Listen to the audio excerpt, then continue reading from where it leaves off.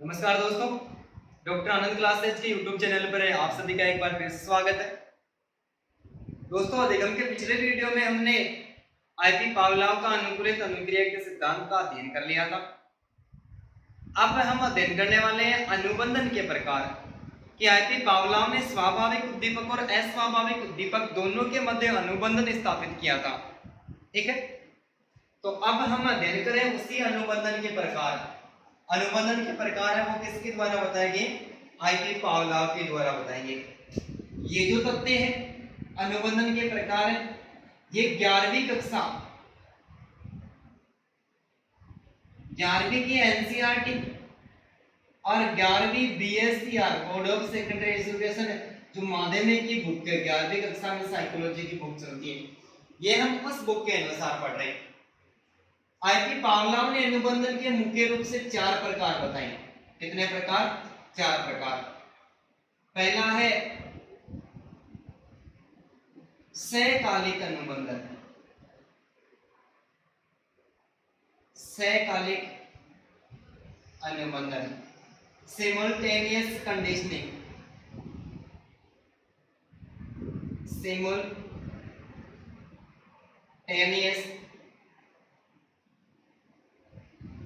Conditioning. दूसरा है विलंबित अनुबंधन।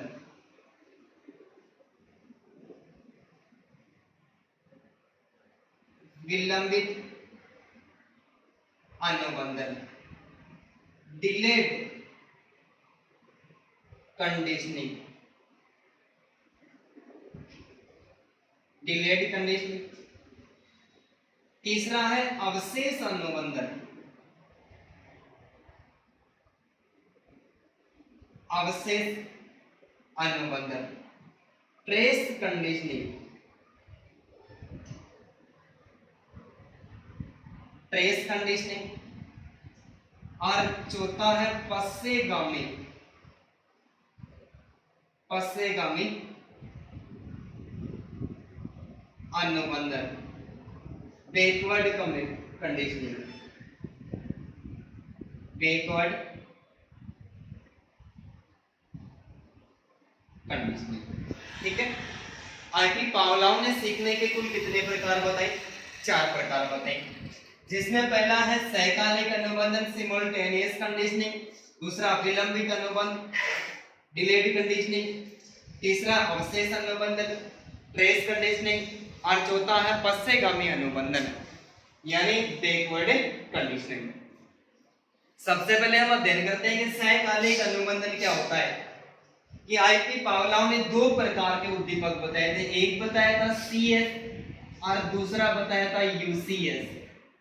सीएस अनुबंधित उद्दीपक, सीएस अनुबंधित उद्दीपक और यूसीएस अनअनुबंधित उद्दीपक। यूसीएस अनअनुबंधित उद्दीपक। सहकालिक जो अनुबंधन है, इसे सहकालिक अनुबंधन के अंतर्गत है सीएस और यूसीएस। सीएस और यूसीएस इन दोनों को एक साथ प्रस्तुत किया जाता है। क्या किया जाता है? दोनों को एक साथ प्रस्तुत किया जाता है। एक घंटी बजाई जाती है, सीएस अनुबंधित उद्दीपक यानी घंटी, घंटी बजाई जाती है और घंटी बजाने के तुरंत बाद में यूसीएस यानी भोजन दिया जाता है। तो घंटी बजाई जाती है और घंटी बजाने के तुरंत बाद में क्या कर दिया? भोजन दिया। सहकालिक अनुबंधन के अंतर्गत सीएस और यूसीएस अनुबंधित उद्दीपक और अनअनुबंधित उद्दीपक दोनों को एक साथ प्रस्तुत किया जाता है। दूसरा है विलंबित। विलंबित का मतलब होता है देरी से। इस अनुबंधन के अंतर्गत सीएस अनुबंधित उद्दीपक यानी कृत्रिम उद्दीपक, सीएस का प्रारंभ व अंत, सीएस का प्रारंभ व अंत CS का प्रारंभ व अंत UCS से पहले होता है, यानी पहले दिया जाता है। क्या दिया जाता है? CS का प्रारंभ और अंत होता है वो UCS से पहले होता है कि घंटी पहले बजाई जाती है, बजाने के बाद में घंटी को बंद कर दी जाती है और उसके बाद में क्या दिया जाता है? भोजन दिया जाता है। तो UCS का प्रारंभ और अंत होता है वो CS का प्रारंभ और अंत होता है वो UCS से पहले होता है। ठीक है। तीसरा है अवशेष अनुबंधन। अवशेष अनुबंधन के अंतर्गत CS यानी CS अनुक्रिया, CS अनुक्रिया, ये अनुक्रिया इसका प्रारंभ UCS से पहले होता है। प्रारंभ UCS से पहले होता है, लेकिन दोनों के बीच में समय अंतराल होता है। दोनों के बीच में क्या होता है? समय अंतराल होता है। ये समय अंतराल कितना होता है कि प्रथम 3 प्रयास, प्रथम 3 प्रयास में ये जो समय होता है ये मात्र 8 सेकंड का होता है। समय अंतराल कितना होता है? 8 सेकंड का होता है प्रथम 3 प्रयास, और प्रथम 3 प्रयास के बाद में जो समय अंतराल होता है वो कितना होता है? वो 30 सेकंड का होता है। वो समय अंतराल कितना होता है? 30 सेकंड का होता है। यानी CS जो अनानुबंधित या फिर अस्वाभाविक जो उद्दीपक है, ठीक है, अनुबंधित उद्दीपक के संबंध में जो अनुक्रिया होती है वो अनुक्रिया UCS से पहले कर दी जाती है। घंटी बजा भी जाती है और बजाने के बाद में उसका प्रारंभ पहले हो जाता है, बजाई जाती है और उसके बाद में क्या आता है? भोजन आता है। लेकिन दोनों के बीच में क्या होता है? समय अंतराल होता है। कितना होता है? प्रथम 3 प्रयास में समय अंतराल 8 सेकंड का होता है और बाद के सभी प्रयासों में समय अंतराल कितने सेकंड का होता है? 30 सेकंड का होता है। ठीक है। पश्चिगामी अनुबंधन बैकवर्ड कंडीशनिंग के अंतर्गत UCS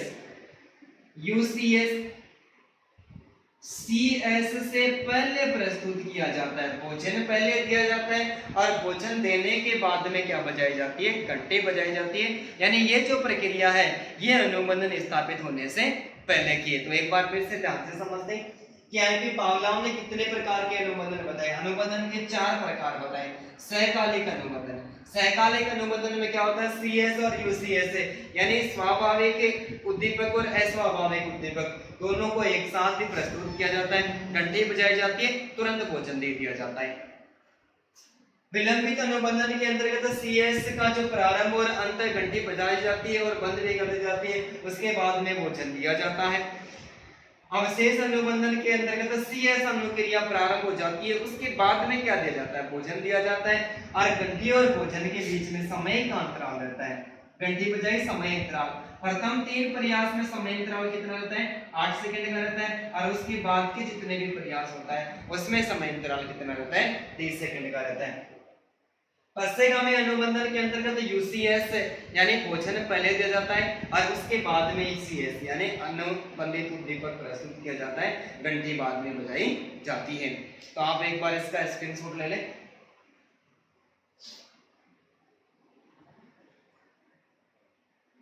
ठीक है। अब हमें इसी पुस्तक के अनुसार 11वीं की जो NCERT की बुक है RBC के, इन बुक के अनुसार एक और प्रकार पढ़ते हैं, अनानुबंधित यानी अन्य अनुबंधित उद्दीपक के प्रकार। अन्य अनुबंधित उद्दीपक के प्रकार, types of UCS unconditional stimulus के प्रकार, अनानुबंधित उद्दीपक के प्रकार। आईपी पावलोव ने अनानुबंधित उद्दीपक के मुख्य रूप से 2 प्रकार बताए हैं। मुख्य रूप से कितने प्रकार बताए? 2 प्रकार बताए, जिसमें पहला है परिवर्त्यात्मक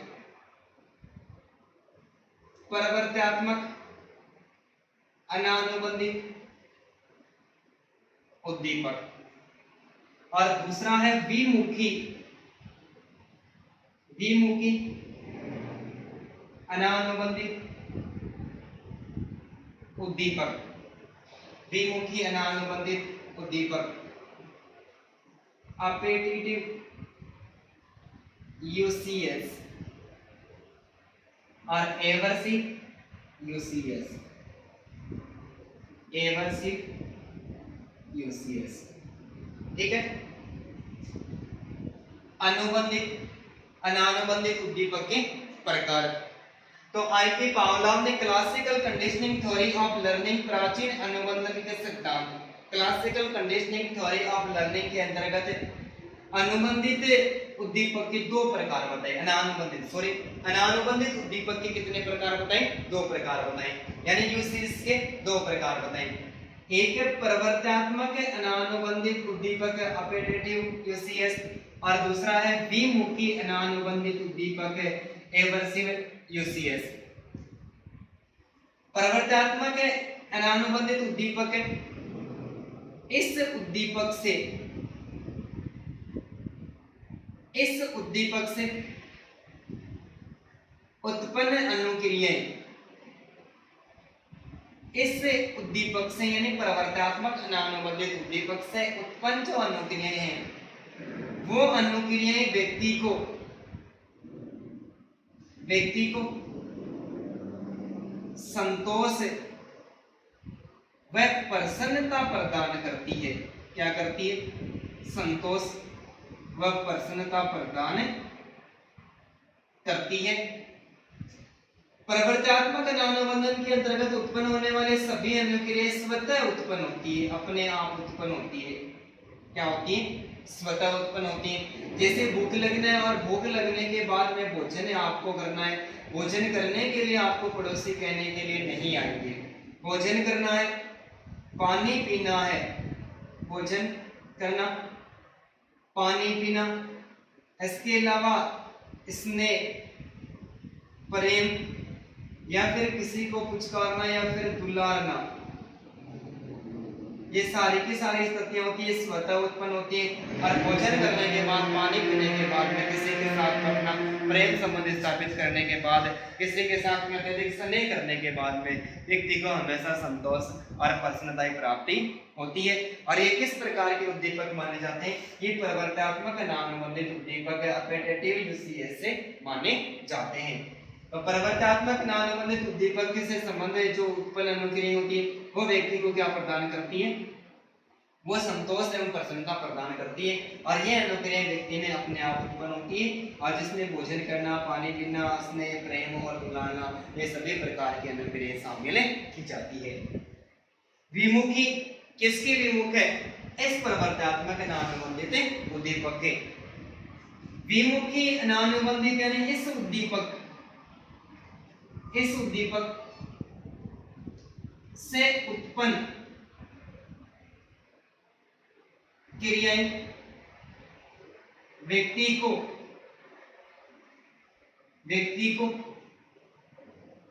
संतोष एवं प्रसन्नता प्रदान नहीं करती है। संतोष एवं प्रसन्नता प्रदान नहीं करती है।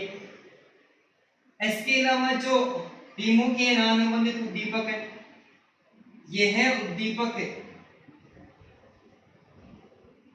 दुखदायी एवं क्षतिकारक होता है। दुखदायी एवं